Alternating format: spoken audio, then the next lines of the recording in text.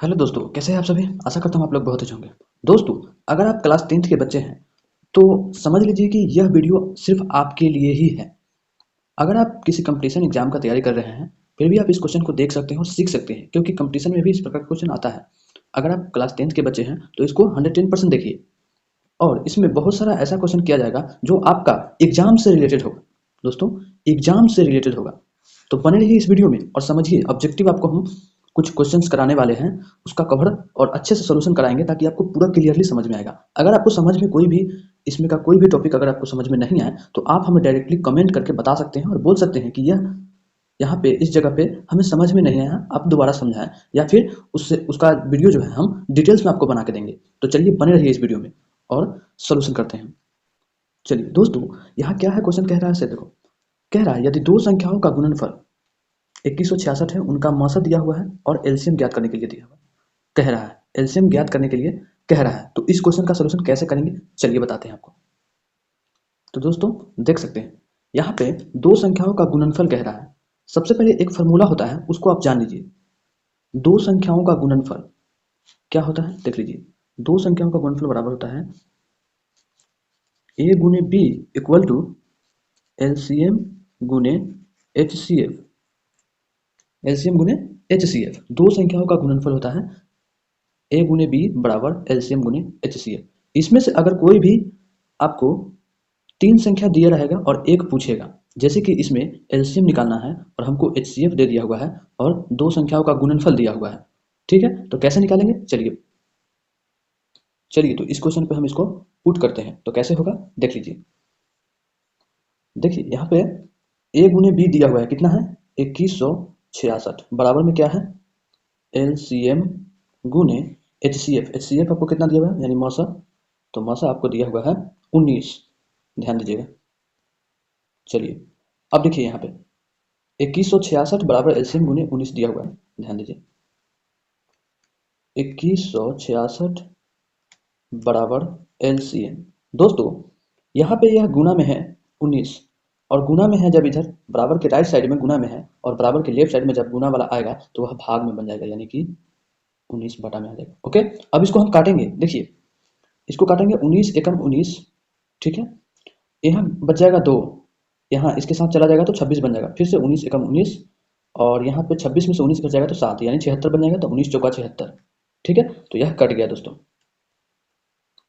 यानी हमारा आंसर कितना आया है 114 एलसीएम। चलिए तो एलसीएम अपन निकल गया। दोस्तों अगर एलसीएम से रिलेटेड आपको फुल वीडियो हमें कमेंट में जरूर बताएं, ताकि हम इससे डिटेल्स वीडियो आपके लिए हम ला सके। ये तो ऑब्जेक्टिव है इसलिए हम शॉर्ट में बता रहे हैं आपको। तो देख लीजिए आपका option number B right answer होगा। चलिए तो क्वेश्चन नंबर 2 सोल्व करते हैं। दिया हुआ है दो अभाज्य संख्याओं का एचसीएफ कितना होगा। सबसे पहले आप अभाज्य संख्या क्या होता है यह समझिए। चलिए अभाज्य संख्या समझ लीजिए, उसके बाद उस क्वेश्चन का सोल्यूशन हम करेंगे। दोस्तों अभाज्य संख्या वैसी संख्या जो एक या अपने आप को छोड़कर किसी दूसरे संख्या से नहीं करना चाहिए। मतलब अगर हम एक संख्या ले लेते हैं 2, क्या लेते हैं 2। अब बताइए हमको कि 2 एक ऐसी संख्या है जो 1 से कटेगा और 2 से कटेगा, दूसरा किसी संख्या से नहीं कटने वाला है, तो यह क्या हो जाएगा अभाज्य संख्या हो जाएगा। दूसरा संख्या ले लेते हैं हम 3। 3 बताइए, 3 एक ऐसी संख्या है जो 1 से कटेगा और 3 से कटेगा, तो अभी हम क्या बताए हैं कि अभाज्य ऐसी संख्या है जो एक या अपने आप को छोड़कर किसी दूसरे संख्या से नहीं कटना चाहिए, वह अभाज्य संख्या होता है। ठीक है, समझ गए। नहीं समझे तो एक और समझ लीजिए। जैसे में ले लीजिए 5। 5 भी एक ऐसी संख्या है जो 1 या 5 से ही कटेगा, नहीं ये 2 से भी नहीं कर सकता ना 3 से कर सकता है। मतलब एक या अपने आप को छोड़कर किसी दूसरे संख्या से नहीं करना चाहिए, उसे हम अभाज्य संख्या कहते हैं। जैसे कि 4 ले लीजिए। 4 देख लीजिए, 4 एक ऐसी संख्या है जो 1 से भी कटेगा, ठीक, 2 से भी कटेगा और 4 से भी कटेगा। मतलब कि यह अभाज्य संख्या नहीं है। ठीक है, यह अभाज्य संख्या नहीं है। अभाज्य संख्या ऐसा होता है जो एक या अपने आप को छोड़कर किसी दूसरी संख्या से नहीं करना चाहिए, वही अभाज्य संख्या होता है। तो चलिए ये समझ गए। तो क्या कह रहा था, दो अभाज्य संख्याओं का एचसीएफ कितना होगा, मतलब कि मौसा कितना होगा दो को। तो चलिए दो हम अभाज्य संख्या ले लेते हैं। पहला ले लेते हैं 2 ले लेते हैं और 3 ले लेते हैं। इसमें 2 पूछ रहे हैं, 2 अभाज्य संख्या। तो 2 और 3 का एचसीएफ निकालने नहीं आता है तो आप हमें कमेंट, इसका फुल वीडियो हम बना देंगे। चलिए कैसे निकालेंगे। एक तो यह मेथड है भाग विधि द्वारा, जो कि एक मतलब इसको लगाओ और ऐसे घेर दो, फिर से यहाँ 2 उतर जाएगा और यह 2 मरतबे। ठीक, कितना आया? 1 आया। अब ध्यान दीजिएगा, एक बात हमेशा याद रखिएगा, देख लीजिए 2 अभाज्य संख्याओं का HCF हमेशा 1 होगा, यह बात याद रखिएगा। कोई भी अभाज्य संख्या लीजिए, उसका निकालिए HCF, वह 1 ही आएगा। ठीक है, चलिए नेक्स्ट क्वेश्चन पे चलते। तो चलिए दोस्तों, देख लीजिए 3 नंबर क्वेश्चन कह रहा है 2 अंकों की कितनी संख्याएं हैं जो 3 से विभाज्य है। अब इसमें संख्या पूछ रहा है, तो दोस्तों इसको हम कैसे निकालेंगे, देखिएगा ध्यान से समझिए इस क्वेश्चन को क्या कह रहा है। कह रहा है 2 अंकों की, 2 अंक कितनी संख्या है जो 3 से विभाज्य है, मतलब 3 से कटने वाला कितनी संख्या है। तो पहला संख्या 2 अंकों की कौन सी है दोस्तों? पहला संख्या है 12, दूसरा क्या हो जाएगा 15, तीसरा क्या हो जाएगा 18, क्योंकि 2 अंकों की है ना, तो 12, 15, 18। इसी तरह से कितना संख्या बोला है, तो आप 2 अंकों के कितना तक जा सकते हो, 99 तक जा सकते हो, जो कि 3 से कट जाएगा। तो चलिए इसको हम एपी के थ्रू काटते हैं और बनाते हैं, देखिएगा कैसे बनेगा। एपी के थ्रू इसको हम सोल्व करेंगे समांतर श्रेणी। देख लीजिए यहाँ पे पहला संख्या हम ले लेंगे कौन सा 12, ठीक है। दूसरा होता है डी, डी यानी कि डिफरेंट, इसका अंतर कितना है। तो अंतर कितना है आपको तो पता ही है, 3 का अंतर है, ठीक। तो डिफरेंट कितना हो जाएगा 3। अब हमको यहाँ पे टीएन मतलब लास्ट संख्या हमको दिया हुआ है कितना है 99 है। तो चलिए एपी के फॉर्मूले पे इसको हम तोड़ेंगे। तो चलिए टीएन बराबर क्या होता है, ध्यान दीजिएगा। टीएन बराबर होता है A plus N minus 1 into D. देख लीजिए, चलिए अब है टीएन कितना दिया हुआ है 99, ठीक। ए कितना है 12 है, प्लस एन, एन ही तो हमको निकालना है जो कि संख्या है। तो एन माइनस 1 इंटू में डी कह रहा है, यानी कि गुना में 3 होगा। तो चलिए देख लीजिए, देखिए यहाँ पे हम लिखेंगे 99 इक्वल टू 12 प्लस 3 में n से गुना करेंगे तो 3n यानी कि 3n माइनस 3 में 1 से गुना करेंगे तो माइनस का 3 हो जाएगा। यहाँ हो जाएगा 99, यहाँ देख लीजिए 12 प्लस में है और माइनस का 3 है, तो क्या हो जाएगा घट जाएगा। तो कितना बचेगा, देख लीजिए कितना बचेगा यहाँ पे हमारा 9 बचेगा प्लस में 3n, ठीक है। अब देखिए यहाँ पे 9 जो है प्लस में है, तो इसको हम 99 माइनस 9 कर देते हैं, क्योंकि इधर प्लस में है इधर आया तो माइनस में हो जाएगा, बराबर में 3n लिखा जाएगा। अब ध्यान दीजिएगा इसको हम घटा लेंगे, कितना आएगा हमारा आ जाएगा 90 इक्वल टू में कितना आ जाएगा 3n। दोस्तों सीधा करके हम इस तरह से लिख सकते हैं 3n इक्वल टू में 90। अगर आपको सीधा करने में काटने में बनता है तो सीधा कर लीजिए, नहीं तो यहाँ पर भी आप काट सकते हैं। तो कैसे काटिएगा देखिए, 3 से कितना बार में 30 बार में कट जाएगा, और यहाँ पे भी काट सकते हैं 3 से 30 बार में, किधर से भी काटिए बात सेम ही होगा, ठीक है। तो आप यहाँ पे n इक्वल टू क्या लिख लोगे 30। तो दोस्तों अब क्वेश्चन के हिसाब से हम चलते हैं। तो देख लीजिए क्वेश्चन क्या कह रहा था, 2 अंकों की कितनी संख्या है, मतलब 2 अंकों की यहाँ पे 30 संख्या है जो कि 3 से विभाज्य होगा, ठीक है। तो n आपका निकल गया, यानी कि संख्या निकल गया। दोस्तों अगर यह क्वेश्चन आपको समझ में नहीं आया है तो आप हमें कमेंट में बताइएगा, इसका सलूशन हम फिर से दूसरे वीडियो में एकदम डिटेल्स वाइज समझाएंगे, क्योंकि यह ऑब्जेक्टिव क्वेश्चन है तो हम ऑब्जेक्टिव के हिसाब से ही आपको बताएं हैं। तो चलिए दोस्तों 4 नंबर क्वेश्चन हम सलूशन करते हैं। क्या कह रहा है 5005 के कितने अभाज्य गुणनखंड है, कितने अभाज्य गुणनखंड है, मतलब इसको हम तोड़ेंगे और पता करेंगे कि वह कितने बार में टूटा है, ठीक है। तो यहाँ हम लिख लेते हैं 5005, ठीक है। चलिए इस तरह से हम तोड़ेंगे, देखिए कितने बार में टूटेगा, 2 से नहीं टूटेगा, 3 से नहीं टूटेगा, 4 से भी, और 5 से टूट जाएगा, क्योंकि लास्ट में 5 है तो यह 110% 5 से टूटेगा ही टूटेगा, ठीक है। तो 5 से हम लगाएंगे तो कितना आ जाएगा 1001। अब कितना से लगेगा 5 से नहीं लगेगा, अब 6 से भी नहीं लगेगा, 7 से हम देखेंगे लगा के। चलिए अगर आपको डायरेक्टली करने आता है तो आप डायरेक्टली कर सकते हैं, नहीं तो आप डिवाइड कर सकते हैं। तो चलिए हम डायरेक्टली करते हैं, क्योंकि हमें कम टाइम में ज़्यादा काम करना है। तो चलिए देख लीजिए कैसे होगा। यहाँ पे 7 से हम लगाएंगे तो 7 एकम 7 हो जाएगा, यहाँ 3 घटेगा, यहाँ इसके साथ लगाएगा तो 30 हो जाएगा, यानी 7 चौका 28, ठीक है। अब 2 घटेगा तो यहाँ 1 लग जाएगा, यानी कि 21 बन जाएगा, तो 7 3 21 हो जाएगा। बात समझ में आया आपको? इस तरह से हम चिन्ह काट देते हैं। ठीक है, अब देखिए, अब कितना से लगेगा? 7 से नहीं लगेगा क्योंकि 7 दूना 14 नहीं होगा ये। कितना से लगाएंगे? 8 से, 9 से, 10 से, 10 से भी नहीं लगेगा, 11 से लगेगा। 11 से, तो 11 एकम 11 हो जाएगा। ठीक है, और यहाँ पे 14 में से 11 घटा दो, कितना बचेगा? 3, और 3 इसके साथ लग जाता तो कितना हो जाएगा? 11 तिया 33। चलिए, अब यहाँ कहा था अभाज्य गुणनखंड, तो मतलब यह कितने बार में टूटा है वह पूछ रहा था।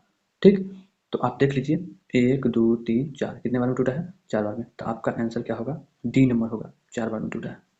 बात समझ में आया आपको? देख लीजिए। चलिए नेक्स्ट क्वेश्चन पे चलते हैं। देखिए क्वेश्चन क्या कर रहा है, यदि a बराबर 2 के पावर 3 गुने 5 गुने 3 और b बराबर इतना, तब a और b का एलसीएम पूछ रहा है। ठीक है, तो चलिए कैसे निकालेंगे देख लीजिए। सबसे पहले हम इसको लिख लेते हैं। ठीक, तो a बराबर क्या दिया हुआ है? 2 के पावर 3 गुने 5 गुने 3। b बराबर क्या दिया हुआ है? 2 के पावर 4 गुने 5 गुने 7। तब कह रहा है कि a गुने b यानी एलसीएम निकालिए। तो चलिए सबसे पहले हम एलसीएम निकालने का एक शॉर्टकट तरीका यह है कि इसमें जिसका भी पावर ज़्यादा होगा उसको हम लेंगे। चलिए एलसीएम हम लिख लेते हैं इधर, जिसका पावर यानी 2 का पावर सबसे ज़्यादा है तो ऊपर वाले का हम छोड़ देंगे, इसी वाले का लेंगे। ठीक है, इसमें क्या होता है कि कॉमन देखा जाता है कि इस दोनों में सबसे पावर 2 का पावर जो है किसका ज़्यादा है? तो 4 का ज़्यादा है, मतलब पावर में जो 4 है वह ज़्यादा है। अब यहाँ पे देखिए ये दोनों में 5 है, तो एक बार ही गुना में 5 आएगा। ठीक, अभी देखिए यहाँ पे 3 है लेकिन इसमें 3 नहीं है, तो क्या करेंगे? दोनों को लेना पड़ेगा हमें। 3 गुने 7। चलिए अब इसको गुना कर लेते हैं, तो कैसे होगा? गुना करें तो आपको आता ही होगा। देख लीजिए, 2 के पावर 4 है, 2 के पावर 4 कहने का मतलब कितना होगा? देखिए 2 गुने 2 गुने 2 गुने 2, फिर यहाँ पे 5 गुने 3 गुने 7। चलिए आप गुना कर सकते हैं, तो कैसे होगा देख लीजिए। 2 दूना 4 दूना 8 दूना 16। ठीक है, 16 पचे 80। ध्यान दीजिएगा यहाँ पे हम लिख देते हैं 80 गुने 7 तरीके 21। अब हमको आसानी हो जाएगा। कैसे होगा आसानी देख लीजिए। 21 के पहाड़ा क्या होगा? 21 के पहाड़ा जो है 8 मरतबा गुना कर लीजिए, तो कितना होगा? यहाँ पे देख लीजिए, 8 एकम 8, 8 दूना 16। ठीक, 168। एक जीरो है तो एक जीरो लगा देंगे, यानी कि 1680 हो जाएगा, जो कि आपको ऑप्शन में दिया हुआ है। देख लीजिए, ऑप्शन नंबर बी है आपका, ऑप्शन नंबर बी है। ठीक है, 1680। तो इस प्रकार से यह टूटता है। अगर यह नहीं समझ में आया तो आप हमको कमेंट में जरूर बताइएगा, और इसका अगर फुल डिटेल्स में वीडियो चाहिए वो भी बोलिएगा, हमें कमेंट में जरूर बताइए। चलिए दोस्तों, अब छठा नंबर क्वेश्चन क्या है? 27, 35, 13 और 56 में कौन सी संख्या अभाज्य संख्या है? अब आपको अभाज्य संख्या के बारे में पता होना चाहिए। अगर नहीं पता है तो इसका डिटेल्स वीडियो हम बना देंगे, तब बनाएंगे जब आप कमेंट करोगे तब। ऐसे आप शॉर्ट में समझ लीजिए कि अभाज्य संख्या ऐसी संख्या होती है जो एक या अपने आप को छोड़कर किसी दूसरे संख्या से वो कटेगा ही नहीं। वह ऐसा संख्या होता है कि दूसरा संख्या से वो कटेगा ही नहीं। तो आप इसमें जांच कीजिए कि कौन सी ऐसा संख्या है जो नहीं कट रहा है किसी दूसरे संख्या से, एक और अपने आप को छोड़कर। ठीक, तो अब देख लीजिए 27 है, यहाँ हम प्रूफ करते हैं। 27 है तो किस किस से कटेगा? 27 1 से भी कट जाएगा, 3 से भी कटेगा, 9 से भी कटेगा, बहुत सारा से कट रहा है। ठीक है, तो ये होगा ही नहीं। अब देखिए 35, 35 भी है, 35 भी किससे? 1 से भी कटेगा, 5 से भी कटेगा, 7 से भी कटेगा, तो ये होगा ही नहीं। अब इसमें देखिए कि कौन सा संख्या है जो एक या वह खुद से एक या अपने आप को छोड़कर किसी दूसरी संख्या से नहीं कटता हो, तो वह संख्या हमें दिख रहा है 13। 13 एक ऐसा संख्या है जो एक या अपने आप को छोड़कर नहीं कटेगा दूसरी संख्या से, या तो 1 से ही कटेगा, नहीं तो 13 से ही कटेगा। ठीक, तो यही है अभाज्य संख्या, यह बात याद रखिएगा। चलिए नेक्स्ट क्वेश्चन पे। आसान क्वेश्चन है आपका, दो लगातार संख्याओं का एचसीएफ क्या होगा? लेकिन दोस्तों इसी छोटा छोटा क्वेश्चन में सभी फंस जाते हैं, और इस प्रकार का क्वेश्चन अक्सर एग्जाम में पूछे जाते हैं। दो लगातार संख्याओं का एचसीएफ, ध्यान दीजिए, लगातार कह रहा है ना, यानी कि 1 2 हो सकता है, 2 3 हो सकता है, 3 4 हो सकता है। तो लगातार कह रहा है तो कोई भी संख्या हम ले सकते हैं। तो वही पूछ रहा है कि दो लगातार संख्याओं का एचसीएफ क्या होता है। तो देख लीजिए, हम अभी प्रूफ करके बताते हैं। यहाँ पे 1 और 2 का एचसीएफ अगर हम निकालते हैं तो 1 आएगा। ठीक, अगर हम यहाँ 2 और 3 लेते हैं तो भी इसका एचसीएफ 1 आएगा। ध्यान दीजिएगा, अगर यहाँ हम 3 और 4 लेते हैं तो भी इसका एचसीएफ कितना होगा?